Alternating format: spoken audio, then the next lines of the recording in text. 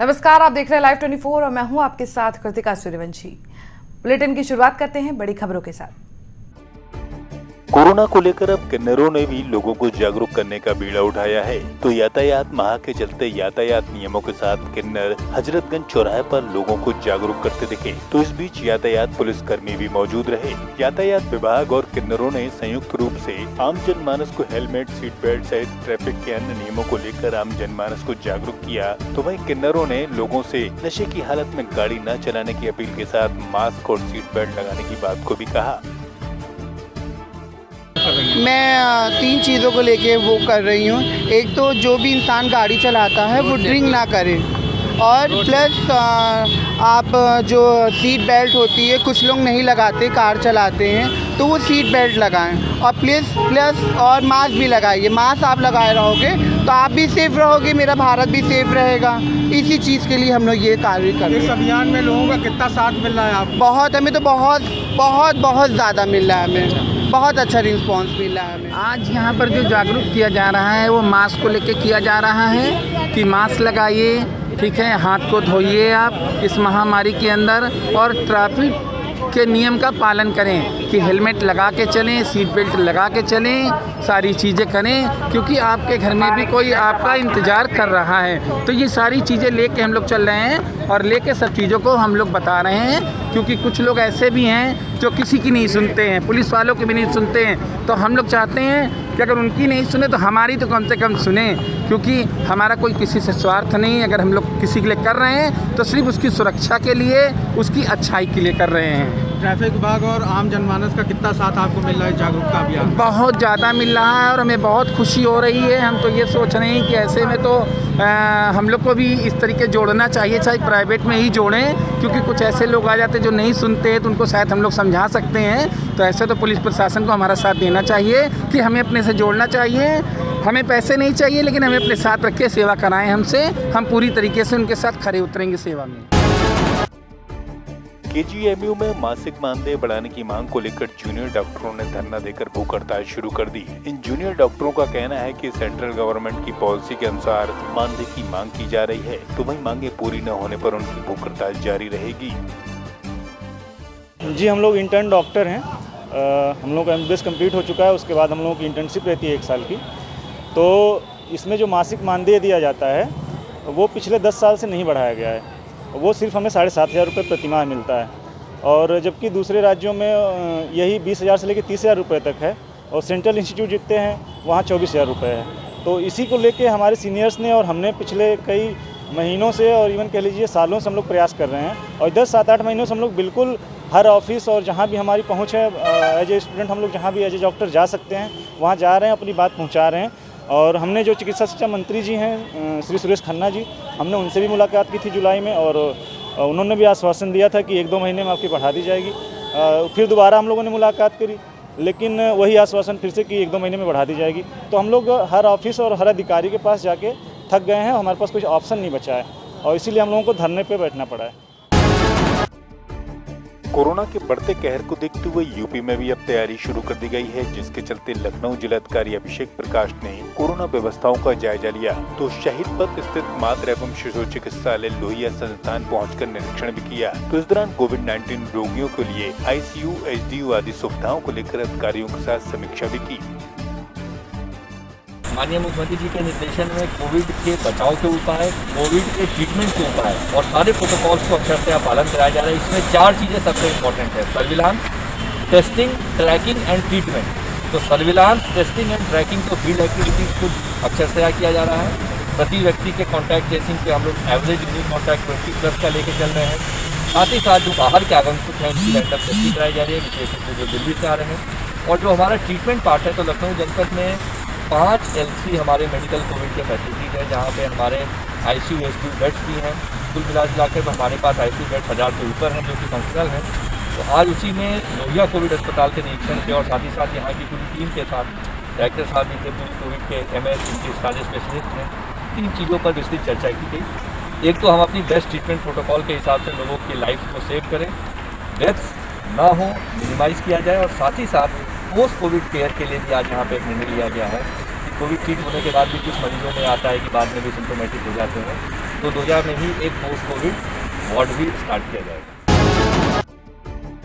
MLC विधायक प्रत्याशी कांति सिंह ने लखीमपुर पहुंचकर शिक्षकों के साथ मीटिंग की, तो इस दौरान उन्होंने अपने कार्यकाल की उपलब्धियों को भी गिनाया। विधान सदस्य परिषद पद के प्रत्याशी के रूप में जहां उन्होंने समर्थन मांगा, वहीं शिक्षा के क्षेत्र में उन्होंने उल्लेखनीय कार्य करने का वादा भी किया।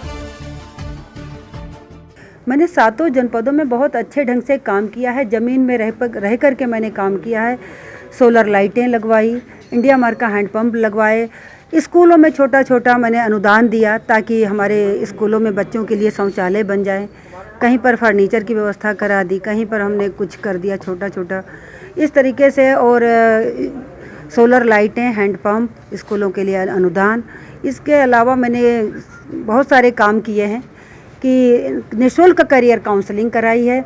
हर स्कूल में जा कर के प्रबंधकों को किताब दी है, वो लाइब्रेरी में रखी गई है। सपने और रोजगार की राहें जो डॉक्टर एसपी सिंह जी के द्वारा लिखी गई है, जिससे हमारे युवाओं को उसका लाभ मिल सके, रोजगार के साधन उनको उपलब्ध कराए जा सकें। इस तरीके से काम किया। जो भी जनता की समस्याएं आई हैं उनको निस्वार्थ मैंने उनका निस्तारण कराया है। मुझे पूरा भरोसा है अपनी ईमानदारी और कर्मठता पर। हमारी बात आपके माध्यम से पहुंचेगी तो हमारे वोटर जन जन तक पहुंचेगी, हमारे वोटर जागरूक होंगे। और कांति सिंह पत्नी एसपी सिंह 12वें नंबर पर मेरा नाम है, हमारे वोटर को पहुंचेगा तो आपके माध्यम से, ताकि वो सही वोट डाल पाएंगे। और मैं आपके माध्यम से यही कहना चाहूँगी, वोट डालने का तरीका कांति सिंह पत्नी एसपी सिंह के नाम के सामने 1 लिख करके भारी बहुमत से विजयी बनाएं। बहुत बहुत धन्यवाद। मुरादाबाद की सिविल लाइंस पुलिस ने अंतर्राज्यीय ऑटो लिफ्टर गैंग का खुलासा करते हुए 2 आरोपियों को धर दबोचा, तो इनके पास से 3 मोटरसाइकिल, एक जनरेटर बरामद किया गया। बता दें कि एसएसपी के निर्देश पर चलाए जा रहे सघन चेकिंग अभियान के चलते सिविल लाइंस पुलिस ने ऑटो लिफ्टर गैंग के 2 शातिर बदमाशों को दबोचा है, जो पंजाब, हरियाणा, दिल्ली से गाड़ियां चुरा कर लाते थे और मुरादाबाद के जनपदों में लाकर बेच दिया करते थे। अब पुलिस ने दोनों को जेल भेजा है। थाना सिविल लाइंस ने एक बहुत ही सराहनीय कार्य करते हुए एक अंतर्राज्य वाहन चोर गिरोह का खुलासा किया है। ये वाहन चोर गिरोह जो है ये पंजाब और हरियाणा वहाँ से मोटरसाइकिल चुरा के या मुरादाबाद परिक्षेत्र में जो ज़िले हैं जैसे अमरोहा हो गया, मुरादाबाद हो गया, इन जगहों पे ये मोटरसाइकिल लेके आते थे और यहाँ से ये विभिन्न लोगों को बेचते थे।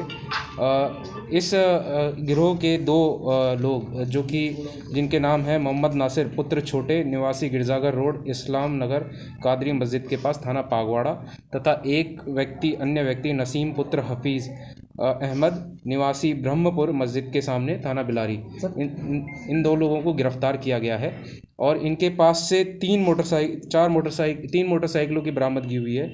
एक बुलेट रॉयल एनफील्ड, एक पल्सर काले रंग की, एक स्प्लेंडर, 3 मोटरसाइकिलों की बरामदगी हुई है। इसके अतिरिक्त एक जनरेटर भी बरामद हुआ है जो इन्होंने मेरठ शामली हाईवे पे से किसी होटल में से उठाना बताया है।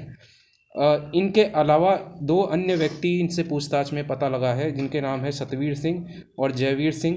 ये गजरौला जिला अमरोहा के निवासी हैं। ये भी इस गिरोह में शामिल हैं। इनमें से एक व्यक्ति जयवीर सिंह पंजाब में गिरफ्तार एक मुकदमे में, इसी वाहन चोरी के मुकदमे में गिरफ्तार होना बताया जा रहा है, जिसकी तस्दीक की जा रही है और मोटरसाइकिल कहां से आई है इसकी भी तस्दीक की जा रही है। बांदा में भ्रष्टाचार का बड़ा मामला उजागर हुआ। यहाँ यूपी रोडवेज ने बांदा क्षेत्रीय कार्यालय में तैनात क्षेत्रीय प्रबंधक को झांसी एंटी करप्शन टीम ने रंगे हाथों दबोच लिया। बता दें कि क्षेत्रीय कार्यालय में तैनात लिपिक की शिकायत के आधार पर एंटी करप्शन टीम ने RM संजीव अग्रवाल को रिश्वत देते दबोचा है। तो RM साहब बीते काफी समय से भ्रष्टाचार में लिप्त थे। RM साहब अपने कार्यालय में थे और कार्यालय में किसी ने उनको रुपया दिया और रंगे हाथ वो पकड़े गए। पूरी टीम बाहर आई, हम लोग दौड़ के गए तो उन्होंने अपना बाकायदा कार्ड दिखाया कि हम लोग एंटी करप्शन टीम के हैं, आपके अधिकारी 10,000 रुपया ले दो।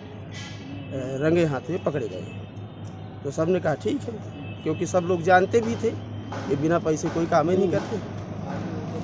उनका रिकॉर्ड रहा पूरी, अगर जाँच की जाए। और पहले भी एंटी करप्शन टीम में यहाँ बाबू पकड़े गए थे, उनको भी लगाए थे अपने ही ऑफिस में और वो काम कर रहे थे। तो यहाँ तो एंटी करप्शन के चाहे जितने छापे पड़ जाए, हम बंदे नहीं होंगे। बुंदेलखंड है, यहाँ पर गरीब गुरबा आदमी है, ज़्यादा पढ़ा लिखा आदमी है नहीं, तो क्या ये तो यहाँ पर भ्रष्टाचार के अलावा कुछ हो ही नहीं रहा। रमेश कुमार वर्मा जी हैं, वरिष्ठ लिपिक रोडवेज कार्यालय में। तो इनके द्वारा शिकायत की गई थी हमारे इकाई कार्यालय झांसी जाके कि साहब हमारे जो RM साहब हैं संजीव अग्रवाल जी, ये जो है इनकी वेतन विसंगति को ठीक करने के एवज में रुपए की मांग कर रहे हैं। कितने रुपए की मांग की गई थी? इनसे 15,000 रुपये की मांग की गई। जब इनने ज़्यादा अर्जुमिन्नत की कि साहब 10,000 रुपये ले लीजिए, 10,000 रुपये में इनका तय हो गया। तो इनने हमें जो है कल जाके एप्लीकेशन दिया और बताया कि हमारा जो है 24 तारीख को उन्हीं के कार्यालय में पैसा देना तय हुआ है। वो कह रहे जब तक पैसा नहीं दोगे तब तक हम आपका काम नहीं करेंगे। आज इनके द्वारा जब हम लोग यहाँ आए और इनको जो नोट होते हैं उनके नोटों को ट्रीटेड करके पाउडर वगैरह लगा के इनको दिया गया। इनने जाके RM के कार्यालय में जाके उनको वो नोट दिए। हम लोग यहाँ आके DM साहब के यहाँ से 2 गवाह लेके वहाँ टीम को लगाया और जैसे ही शिकायतकर्ता अंदर गया तो बाहर हम लोग लगे हुए थे और इनने गेट खोल के अंदर पहुँचे और पैसे जैसे ही उनकी बात किए, बात करने के बाद जैसे ही पैसे दिए ऐसे ही रंगे हाथ संजीव अग्रवाल जी को जो RM के पोस्ट पे हैं यहाँ रोडवेज बांदा में प्रक्षेत्रीय कार्यालय है, इसमें RM के पद पे हैं। इन्होंने 10,000 रुपये जैसे ही लिए उनको रंगे हाथों पकड़ लिया। कितनी सदस्यीय टीम ने आज यहाँ रोडवेज? ये हमारी जो है 7 सदस्यीय टीम है जो लखनऊ से नियुक्त किए गए team, anti corruption team Jhansi कार्यालय। उन्नाव के बांगरमऊ में सरकारी आदेशों की अवहेलना यहाँ साफ देखी जा सकती है। जहाँ कोरोना को लेकर लोगों के बीच भय खत्म हो गया है, तो वहीं सरकार कोरोना को लेकर लोगों के जीवन को सुरक्षित करने के लिए तमाम जतन कर रही है। तो यहाँ उन्नाव में लोग सोशल डिस्टेंस के साथ मास्क को भी नहीं लगाते दिख रहे हैं। ऐसे में सार्वजनिक स्थानों पर जहाँ बाजारों में लोग बिना मास्क के हैं, तो वहीं पुलिसकर्मी भी ऐसे में कोई कार्रवाई नहीं कर रहे। सहारनपुर में सड़क सुरक्षा सप्ताह के चलते कोरोना से बचाव के साथ यातायात नियमों के पालन की अपील की गई, तो जागरूकता आयोजन के चलते बच्चों को सम्मानित किया गया। इस दौरान मंडलायुक्त AV राजमौली ने बच्चों को प्रशस्ति पत्र सौंपे तो यातायात नियमों के विषय में जागरूक भी किया। इस दौरान DM अखिलेश सिंह के साथ DIG उपेंद्र अग्रवाल व अन्य अधिकारीगण मौजूद रहे। सुरक्षा सप्ताह आयोजित किया गया है, आज समापन हुआ। समापन के दिन बच्चों के द्वारा जो हमारे नेक्स्ट जनरेशन है उनके द्वारा जो संदेश दिया गया काफ़ी इंस्पिरेशनल है नेक्स्ट जनरेशन के लिए और हमारे जनरेशन के लिए भी, क्योंकि ज़िंदगी का गति बढ़ती जा रही है, वाहनों की गति बढ़ती जा रही है। इससे जो एक्सीडेंट्स वगैरह हो रहे हैं उसको कैसे नियंत्रित रखें, कैसे संयम रखें, बच्चों की भाषाओं से भी काफ़ी सीखने की है। और दूसरी ओर प्रशासन की तरफ से पूरी प्रयास ये करने की अपनी है कि नियमों का पालन करने में नागरिकों को एक तरफ एजुकेट करें, दूसरी तरफ नियमों का पालन खुद करते हुए आगे बढ़ेंगे। और नेक्स्ट जनरेशन के लिए बच्चों की स्कूलों में भी सुरक्षा को लेकर, सड़क सुरक्षा को लेकर, सड़क पर जाने वाले वाहनों की सुरक्षा को लेकर, जाने वाले लोगों की सुरक्षा को लेकर जो संदेश जाना है, जो बच्चों ने आज दिया है, ये संदेश को सारे स्कूलों में देना है। सारे स्कूलों में बच्चों को एक पाठ्यक्रम के रूप में आगे बढ़ाएंगे तो सड़क सुरक्षा जो सप्ताह है ये निरंतर चलेगी। जो शासन की मंशा है सड़क पर सुरक्षा जाने की, वो सफल हो। हरदोई के अनंत बेटा गांव में वोट न बनने से नाराज ग्रामीणों ने कलेक्ट्रेट पहुंचकर प्रदर्शन किया, तो इस दौरान समाज सेवी सफीक उस्मानी के साथ कलेक्ट्रेट पहुंचकर सिटी मजिस्ट्रेट को ज्ञापन भी सौंपा गया। ग्रामीणों ने BLO पर आरोप लगाते हुए कहा कि उनके गांव में वोट बनवाने के लिए जिस महिला BLO को लगाया गया है वो वहां पक्षपात कर रही है और उन लोगों के वोट नहीं बन पा रहे। तो वहीं ग्रामीणों का कहना है कि अगर उनके वोट नहीं बनाए गए तो वे अनशन करने को मजबूर होंगे। सर इसलिए है कि हमारा लड़के का वोट बनना है 2-3 और वहाँ वोट बनवाने गए तो उन्होंने कहने लगे कि अब वोट बन गए, आप भाग जाओ यहाँ से। तो हम लोग वापस चले आए और फिर हमने सफ़ी जी से कहा कि हमारे लड़के का भी वोट नहीं बना, छोटे बड़े का। तो बोले कि ठीक हम देखो कोशिश करेंगे। तो आज SDM के यहाँ सबको बुला के लाए, तो DM साहब के यहाँ तो हम लोग आए हैं, तो इसीलिए कि वोट हमारे लोगों को बनना चाहिए। और गरीबी हालत में कोई हमको प्रधान पुराने हैं, वो कोई समस्या भी नहीं हल करते हैं।